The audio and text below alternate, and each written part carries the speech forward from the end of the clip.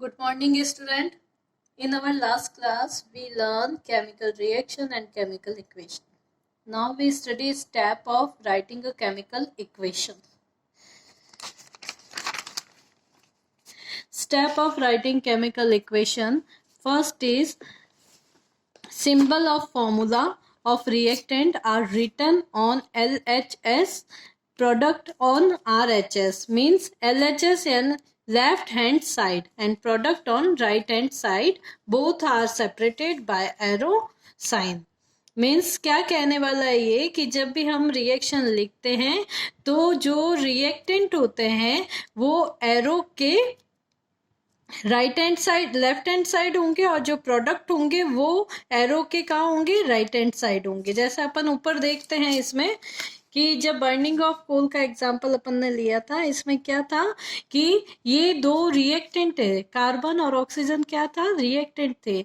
ये दोनों एरो के किस साइड है, लेफ्ट हैंड साइड में, और एरो के राइट हैंड साइड में कौन है, CO2. यानी प्रोडक्ट क्या बना अपने लास्ट में, CO2. इसको हमने लिख दिया राइट हैंड साइड. ठीक है, तो फर्स्ट स्टेप अपना क्लियर हुआ. Then second step is when reactant and a product are more than one, then plus sign is written between them. ये जो सिंबल मैंने बनाया ये बिटवीन का है. ओके कि अगर रिएक्टेंट और प्रोडक्ट एक से ज्यादा होते हैं तो हमने इसमें क्या लगाया है, बीच में plus sign. Okay, then next is reaction should be balanced. Reaction should be balanced means number of atom of reactant and product should be same. Okay, यानी जितना एरो के इस तरफ, जितना एरो के लेफ्ट हैंड साइड में atomic number है उतना ही एरो के राइट हैंड साइड में एटॉमिक नंबर होना चाहिए. ओके, देन नेक्स्ट स्टेप क्या होगा इसका कि represent a physical state of reactant and product like a GL/S and AQ. इसमें अब क्या बोल रहा है ये कि जब भी हम केमिकल इक्वेशन लिखते हैं तो जैसे हमने कार्बन लिखा तो कार्बन के आगे हमने S लिखा था नीचे, तो S का मीन्स क्या है, कार्बन किस फॉर्म में है, सॉलिड फॉर्म में. अगर वो G लिखूं तो गैसेस फॉर्म में और L लिखूं तो लिक्विड फॉर्म में. एक्वियस यानी क्या होता है, AQ का मीन्स होता है एक्वियस, मीन्स अगर कोई भी जो हम प्रोडक्ट जो रिएक्टेंट काम में ले रहे हैं उसको पानी में घोलकर उसका एक सॉल्यूशन तैयार कर लिया, फिर उसको काम में ले रहे हैं तो हम उसको क्या करेंगे, सॉलिड जो है वो लिक्विड में तो चेंज हो रहा है बट ये किस फॉर्म में हो जाएगा, एक्वियस फॉर्म में हो जाएगा. ओके, तो फर्स्ट हमारा क्या था कि जो एरो है, एरो के राइट हैंड साइड में कौन होगा, प्रोडक्ट, और लेफ्ट हैंड साइड में कौन होगा, रिएक्टेंट. ठीक है, सेकंड अपना कौन सा हो गया कि अगर एक से ज्यादा प्रोडक्ट हो तो हम कौन सा साइन लगाएंगे, प्लस का साइन.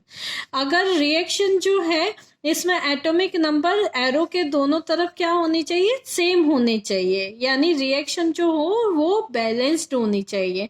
देन हम उनका फिजिकल स्टेट लिखते हैं. Next point is catalyst temperature and the pressure required for completion of reaction are written above the arrow. अगर कोई कैटलिस्ट रिएक्शन में काम में आया है तो हमको एरो के ऊपर की साइड में वो कैटलिस्ट लिखना है. अगर टेम्परेचर की प्रेजेंस में हुआ है तो वहां पे टेम्परेचर को मेंशन करेंगे, प्रेशर लगा है तो प्रेशर को मेंशन करेंगे, हीट लगा है तो हीट का सिंबल मेंशन करेंगे. तो ये सब भी हमें केमिकल इक्वेशन में लिखना पड़ता है. Next is use plus and minus sign to denote amount of heat gain और release during a reaction. अगर रिएक्शन के अंदर हीट गेन हुआ है देन हम क्या साइन लगाएंगे, प्लस का, और हीट एब्जॉर्ब्ड हुआ है तो हम क्या लगाएंगे, माइनस का साइन, और अगर हीट रिलीज हुआ है तो हम कौन सा साइन लगाएंगे, प्लस का. ओके, देन नेक्स्ट टॉपिक अपना आता है कि एक्सोथर्मिक और एंडोथर्मिक रिएक्शन क्या होती है. एक्सोथर्मिक रिएक्शन होती है reaction in which heat is release. अगर हीट रिलीज होती है रिएक्शन के थ्रू तो हम उसको कहते हैं एक्सोथर्मिक रिएक्शन. और अगर हीट एब्जॉर्ब्ड होती है और reaction in which heat is absorbed then reaction is called endothermic reaction. मैंने आपको इसके एग्जाम्पल मेंशन किए, देखना एक बार। N2 प्लस 3H2, अगर इन दोनों का हमने रिएक्शन कराया देन क्या बना 2NH3 और हीट साथ में क्या हो गई रिलीज हो गई, तो ये रिएक्शन क्या कहलाई अपनी एक्सोथर्मिक रिएक्शन। नेक्स्ट है N2 जो है यानी नाइट्रोजन जो है ऑक्सीजन के साथ में जब रिएक्शन करता है तो हीट को एब्जॉर्ब कर लेता है और 2NO फॉर्म करता है, तो वो रिएक्शन कौन सी हो गई अपनी endothermic reaction.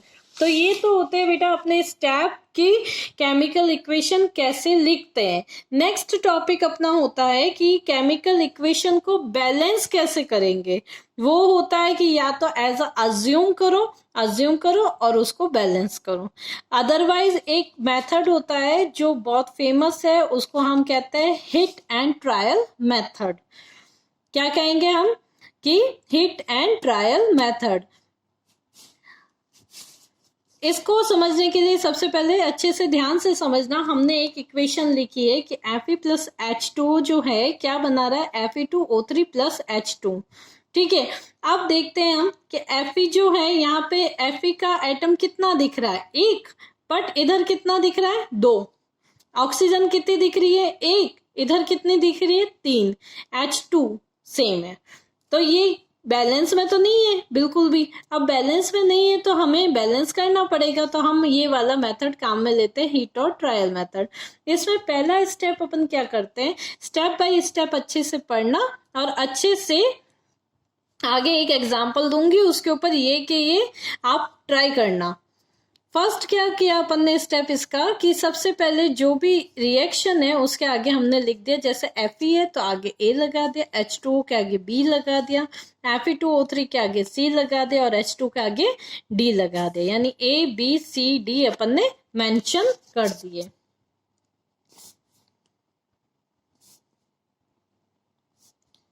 Then next step क्या है कि जो भी अपने एलिमेंट्स है उन एलिमेंट्स को हमने यहाँ पे लिख दिया Fe H और O। अब R का मतलब है रिएक्टेंट, P का मतलब होता है प्रोडक्ट। अब R और P में हम देखते हैं कि ये रिएक्टेंट वाला साइड होता है और ये प्रोडक्ट वाला साइड होता है। अभी रिएक्टेंट के अंदर जब मैं देखती हूँ ए जो है इसको मैं इस नंबर के साथ में मल्टीप्लाई करूंगी कि Fe कितना है 1 है, तो मैंने A इंटू 1 किया तो क्या आंसर आया अपने पास में A। ओके, देन H को देखते हैं तो H कितना दिखना है आपको 2, तो हमने क्या किया B इंटू 2, तो क्या अपने पास में आया 2B। O कितना दिख रहा है 1, तो B इंटू 1 कितना आ गया B। ये तो हो गया रिएक्टेंट साइड, तो हमने इसके नीचे लिख दिया। नेक्स्ट अपन चलते हैं प्रोडक्ट साइड में। प्रोडक्ट में मैंने क्या किया, अब Fe है तो वो क्या दिख रहा है आगे C है और इधर 2 है, तो हमारा आंसर क्या आएगा 2C। ठीक है, नेक्स्ट है O, तो O के लिए मैं क्या लगाऊंगी 3C, तो ये मैंने लिखा 3 इंटू C 3C। H को देखते हैं तो D इंटू 2, तो क्या आ गया 2D। अभी तक कोई दिक्कत हुई? सबसे पहले हमने A B C D mention किया, देन रिएक्टेंट साइड का जो था वो लिखा और प्रोडक्ट साइड में जो है वो लिखा। अब हम क्या करेंगे, इसका कंपैरिजन करेंगे रिएक्टेंट और प्रोडक्ट का। तो देन जब अपन कंपैरिजन करते हैं तो उस समय क्या होगा कि A बराबर 2C। A का कंपैरिजन किसके साथ किया 2C के साथ में, 2B का किसके साथ में किया 2D के साथ में, और B का किसके साथ में किया 3C। तो वैसे ही हमने लिख दिया यहाँ पे A बराबर 2C, 2B बराबर 2D और B बराबर 3C। इतना हो गया। अब अगला स्टेप अपना क्या होता है कि अब हम क्या करेंगे, A को हमने अज्यूम किया, इसकी वैल्यू पुट डाउन हमने की है 1। तो जैसे ही हम A की वैल्यू 1 रखते हैं तो C में क्या आ जाएगा 1 is equal to 2C, then C is equal to A by 2, answer C is equal to 1 by 2। जैसे ही 1 वैल्यू रखी तो C की वैल्यू क्या आ गई 1 बाई 2, तो हमें A की वैल्यू पता चल गई क्या है 1, C की वैल्यू क्या है 1 बाई 2। नेक्स्ट अपन चलते हैं, यहाँ पे हमें दिख रहा है 3C, तो यहाँ पे C की वैल्यू अपन ने अभी क्या निकाली 1 बाई 2, तो मैंने यहाँ पे लिखी B is equal to 3 1 by 2। Answer क्या आया, b is equal to 3/2। A की पता चल गई, बी की पता चल गई, सी की पता चल गई, बचा डी है। तो मैंने यहां लिखा है 2b is equal to 2d। Comparison किया तो b is equal to d, और d की वैल्यू क्या है, d b की वैल्यू अभी अपन ने निकाली है 3/2, तो मैंने यहाँ 3/2 b की वैल्यू रखी और आंसर अपने क्या आ गया, d इज इक्वल टू 3/2। अभी ये सारी चीजें दिख गई अपने, a की वैल्यू 1 आई, b की वैल्यू 3/2 आई, c की वैल्यू 1/2 आई और d की वैल्यू 3/2 आई। नेक्स्ट अपन क्या करेंगे, इसको कंप्लीट इंटीजर में बदलने के लिए हमने एक मल्टीप्लिकेशन किया, वो मल्टीप्लाई मैंने किया 2 से। तो जैसे ही मैंने a को 2 से मल्टीप्लाई किया तो उसकी वैल्यू क्या आ गई, 2 into 1 is equal to 2। b को इंटीजर में बदलने के लिए मैंने क्या 3/2 इंटू 2 किया, तो 2 से 2 कैंसिल हो गया और आंसर आया 3। वैसे 1/2 को किया तो आंसर आया 1 और 3/2 को किया तो आंसर आया 3। अब ये जो वैल्यू आई, a की वैल्यू आई 2, सॉरी हाँ, a की वैल्यू आई 2, b की 3, c की 1 और d की 3, ये हमारा आंसर हो गया। यानी जो हमने फर्स्ट स्टेप किया था कि Fp के आगे A लगाया था, H2O के आगे B लगाया था, इसके आगे C लगाया था, इसके आगे D लगाया था, तो हमें बस क्या करना था कि जहां पे A की वैल्यू है वहां पे 2 को, वहां जहां A है वहां पर A की वैल्यू रखनी है, B है वहां पे B की वैल्यू, C है वहां पे C की वैल्यू और D है वहां पे D की वैल्यू। तो हमने किया, A की वैल्यू लिखी, B की वैल्यू लिखी, C की वैल्यू 1 ही है और D की वैल्यू 3 है। तो ये हमारा हो गया hit and trial method complete.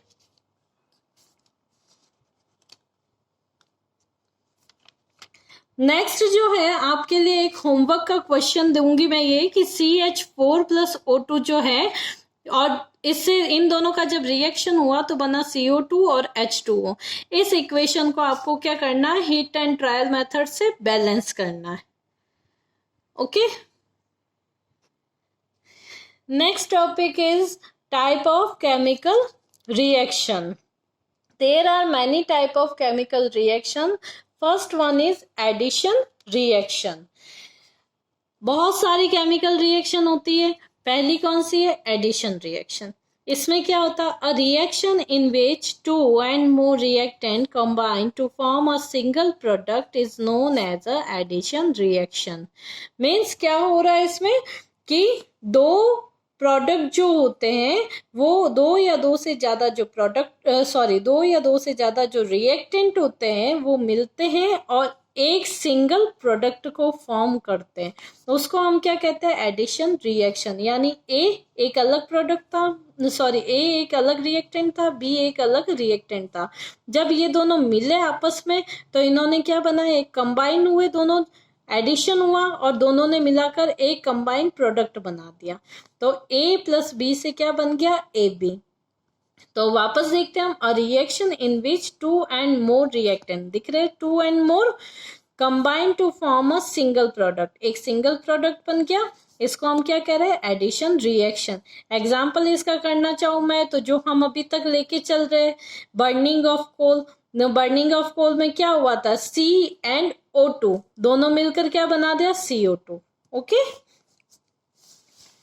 Next जो रिएक्शन है अपनी एडिशन रिएक्शन फर्स्ट होगी। Second is dissociation reaction, a reaction in which a reactant break to form 2 or more product is known as a dissociation reaction।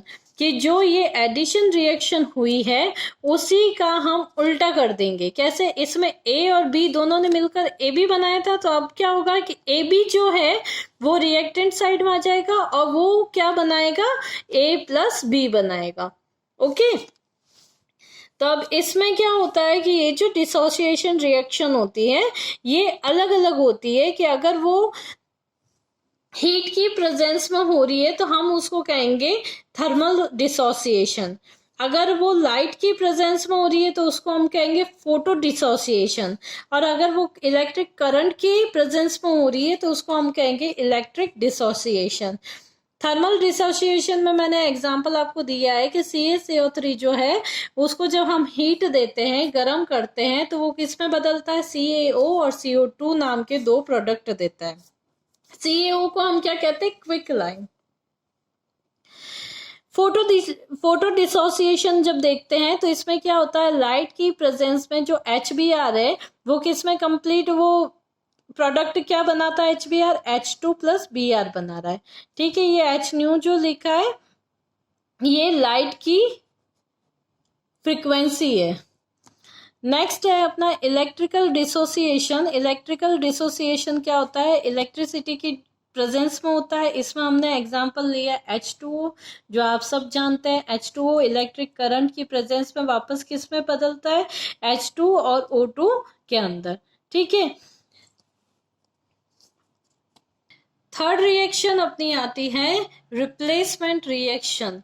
हमने first देखी addition, दूसरी देखी dissociation. Dissociation में हमने 3 टाइप देख लिए। नेक्स्ट अपनी आती है रिप्लेसमेंट रिएक्शन। रिप्लेसमेंट का मतलब क्या होता है, एक को हटाया दूसरे ने एक की जगह ले ली, है ना। वही होता है, हम क्लास में भी रिप्लेसमेंट कर सकते हैं, एक सीट का दूसरी सीट के साथ में रिप्लेसमेंट करते हैं, तो वही चीज यहाँ पर भी चलेगी। क्या होता है इसमें, a chemical reaction in which one atom or group of atom of a compound is replaced by another atom or group of atom are called a replacement reaction. ठीक है, यानी AB एक ग्रुप था और C एक atom था। ठीक है, इसने अब क्या किया, सी ने ए को रिप्लेस किया और उसकी जगह आके बैठ किया, तो क्या बन गया, CP और ए रिप्लेस हो गया। अब ये रिप्लेस होता कैसे है, अब हर कोई तो उठा के नहीं फेंक सकता, कैसे उठा के रिप्लेस करेगा, अगर उसमें पावर ज्यादा होगी। तो यहाँ पे जो पावर की बात करते हैं हम, वो क्या होती है, उसकी एक्टिविटी सीरीज को देखकर होती है। अगर सी जो है वो मोर एक्टिविटी रखेगा, अपनी रिएक्टिविटी की डेंसिटी मोर रखेगा, ए से ज्यादा रखेगा, देन वो ए को रिप्लेस कर सकता है। अगर इसकी रिएक्टिविटी डेंसिटी कम हुई ए से तो वो उसको रिप्लेस नहीं कर पाएगा। अब इसको याद करने के लिए कैसे करोगे, तो उसके लिए एक आपको ट्रिक दे रही हूँ, उसमें है एक्टिविटी सीरीज मैंने लिखी है। यहाँ पर मैंने लगभग जो नॉर्मल इक्वेशन में आपके काम में आएंगे वो आपको मैंने इधर लिखे हैं। ठीक है, एटम्स लिखे और एटम्स के मैंने नाम लिखे, जैसे K means potassium, Na means sodium, Ca means calcium, Mg magnesium, aluminium, zinc, iron, lead, hydrogen, copper, mercury, silver, gold and platinum. Okay, अब मैं अगला स्टेप क्या कर रही हूँ कि मैंने P जो इनका फर्स्ट लेटर है उससे मैंने बनाया है कि पोटेशियम का P लिया, उससे मैंने लिखा प्लीज, सोडियम के S से मैंने लिखा सैंड, कैल्शियम के C से कैट, मैग्नीशियम के M से मंकी, एल्यूमिनियम के A से एंड, जिंक के Z से जेब्रा, आयरन से इन, लेड के L से लार्ज, हाइड्रोजन के H से हैवी, कॉपर के C से केज, मर्क्यूरी के M से मेक, सिल्वर के S से श्योर और गोल्ड के G से गुड और लास्ट प्लेटिनम के P से प्रोटेक्शन। जब मैंने फर्स्ट लेटर से ये सब लिखा तो मेरे पास में एक लाइन तैयार हो गई और बड़ी मजेदार लाइन है, क्या है, please sign cat, monkey and zebra in large heavy case, make sure good protection. Easy है ना, 2-3 बार पढ़ोगे याद हो जाएगा। अब हमारी एक्टिविटी सीरीज जब हम देखते हैं कि इनकी रिएक्टिविटी डेंसिटी कितनी होगी, तो जो सबसे ऊपर है उसकी सबसे ज्यादा, जो सबसे नीचे उसके सबसे कम। तो अगर प्लेटिनम को पोटेशियम को रिप्लेस करना चाहता है, प्लेटिनम जो है पोटेशियम को रिप्लेस करना चाहता है तो वो रिप्लेस नहीं कर सकता। अगर ये लेड जो है, लेड आयरन को रिप्लेस करना चाहता है तो वो रिप्लेस नहीं कर सकता। बट अगर आयरन जो है वो लेड को रिप्लेस करना चाहता है तो वो कर सकता है। ठीक है, अगर जिंक जो है वो कॉपर को रिप्लेस करना चाहता है तो वो कर सकता है। क्यों? क्योंकि ये ज्यादा है ये कम है, तो जो भी ज्यादा रिएक्टिविटी रखेगा वो कम रिएक्टिविटी को रिप्लेस कर सकता है। जैसे मैं आपको एग्जांपल दे रही हूँ नीचे कि ZnSO4 प्लस Cu है। अब इसमें बताओ मुझे, CuSO4 और Cu जो है Zn को रिप्लेस कर सकता है क्या? अब इसमें देखते हैं हम कि ये क्या है, Cu इधर है और Zn किधर है, ऊपर है, तो क्या Cu Zn को रिप्लेस कर सकता है? नहीं। क्यों? क्योंकि Zn की रिएक्टिविटी डेंसिटी क्या है, ज्यादा है, और Cu की क्या है, कम है। तो अगर बाई चांस हम ऐसा बना देते हैं कि CuSO4 प्लस Zn, तो हमारा आंसर क्या होता है, गलत। वैसे ही नेक्स्ट है H2SO4 प्लस Zn। अब इसमें देखो कि क्या Zn H2 को रिप्लेस कर सकता है, तो देखो Zn किधर है, ये रहा, H2 किधर है, ये रहा। हाँ, अब Zn जो है H2 को रिप्लेस कर सकता है, तो ये मैंने लिखा ZnSO4 प्लस H2, देन ये आंसर मेरा हो गया राइट। ओके, तो ऐसे और एग्जाम्पल देखना और प्रैक्टिस करना। नेक्स्ट टॉपिक है, जब हम रिप्लेसमेंट की बात करते हैं तो ये तो सिंगल रिप्लेसमेंट हो गया, कई बार इक्वेशन में होता है डबल रिप्लेसमेंट। डबल के अंदर क्या होगा कि जैसे a chemical reaction in which two reactant react by an exchange of ions to form two new compound is called a double displacement. यानी दो ग्रुप है और दोनों ग्रुप क्या कर रहे हैं, अपने एलिमेंट की स्वैपिंग कर रहे हैं, ठीक है। यानी ए और बी दोनों ने एक ग्रुप बनाया हुआ था, ए बी और सी डी ने एक ग्रुप बना दिया था। अब जब इनके अंदर रिएक्शन हुई तो बी ने सी के साथ रिएक्शन की तो बना दिया बी सी, और ए ने डी के साथ रिएक्शन की और क्या बना दिया, ए डी। तो इसको हम क्या कहेंगे, डबल रिप्लेसमेंट रिएक्शन। तो अभी तक हमने आज क्या देखा, सबसे पहले जो स्टेप थे केमिकल रिएक्शन लिखने के, तो वो देखा कैसे लिखते हैं, फिर उसको हिट और ट्रायल मेथड से कैसे बैलेंस करते हैं, then type of chemical reaction देखा, एडिशन देखा, डिसोसिएशन देखा और रिप्लेसमेंट देखा। नेक्स्ट इसके आगे का हम अगली वीडियो में देखते हैं।